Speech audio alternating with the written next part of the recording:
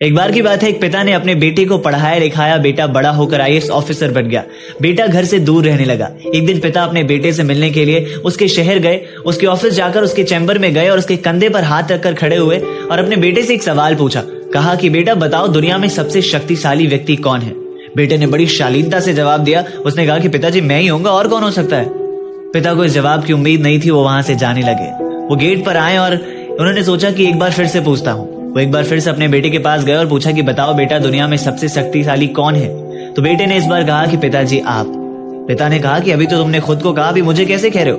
बेटे ने कहा कि पिताजी उस वक्त आपका हाथ मेरे कंधे पर था, और जिस वक्त एक पिता का हाथ उसके बेटे के कंधे पर हो, वो दुनिया का तो सबसे शक्तिशाली व्यक्ति ही होगा ना।